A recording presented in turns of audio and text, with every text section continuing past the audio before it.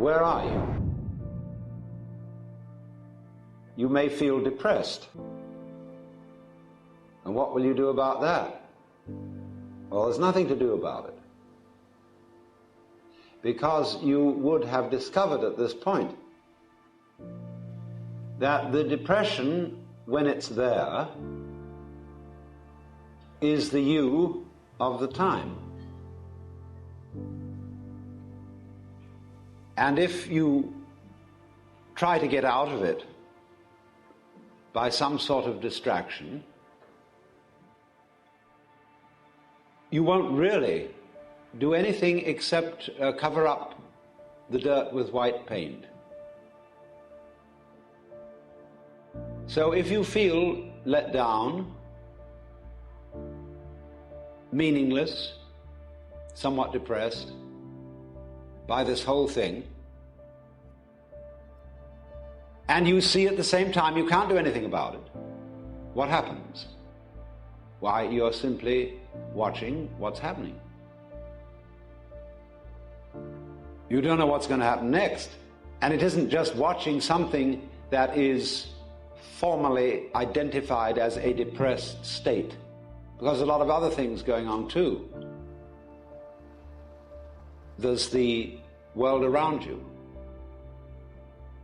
There's your breath breathing still, your eyes looking still, your ears hearing still. All that's going on.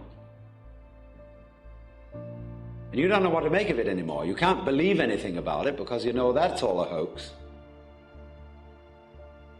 So there's nothing left for you to do but watch it.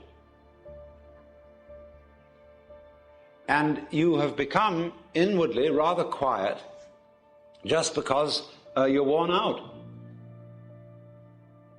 There's nothing to do. And you realize that all escapes lead back to the thing you were running away from.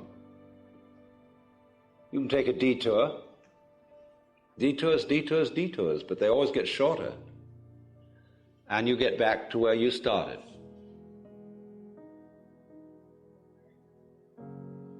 So, when this sort of defeat of all enterprises and ideals and aspirations occurs,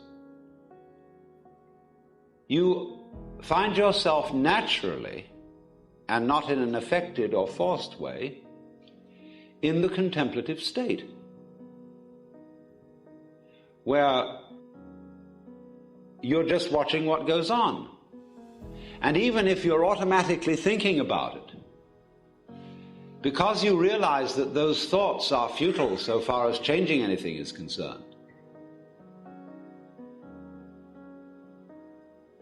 you might as well try to sweep dust on the stairs with bamboo shadows. And so you watch your thoughts as if they were the ticking of a clock, or birds chattering outside the window, or water falling, and they just chatter on. And life does its thing, and you watch. The thoughts, because they're just chatter, begin to go away, and the past has disappeared, because you know it's just memory. The future has disappeared because it hasn't happened. Never does, tomorrow never comes. There is no tomorrow.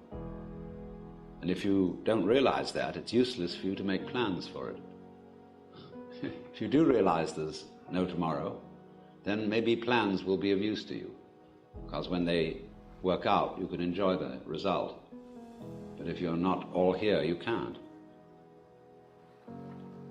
So tomorrow can only be handled by those who don't take it seriously.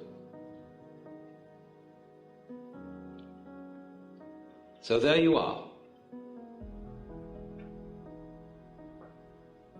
Now, if you've read the literature, which many of you have, of mysticism and yoga, Buddhism, Vedanta, so forth, you know it's said again and again and again that this kind of vision, this way of seeing, is always dependent upon transcending your ego. in one way or another, giving up. Well, here you are. You've given up. Only you are not able to pride yourself on having achieved a great achievement.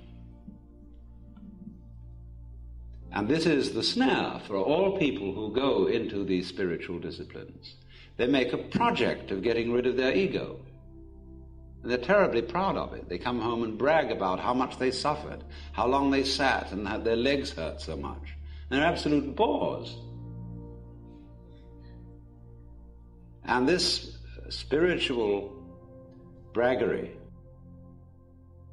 is nothing more than blowing up and inflating the ego to a colossal degree, because the ego is undertaking the actually impossible but seemingly incredibly difficult task of getting rid of itself. So when you run into this kind of thing, don't be beguiled. All those disciplines to get rid of your ego have as their underlying design to persuade you that it can't be done.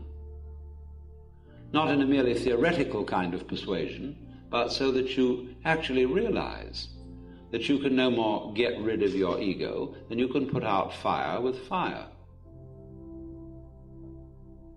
It is precisely, you see, the ambition of the ego to be egoless.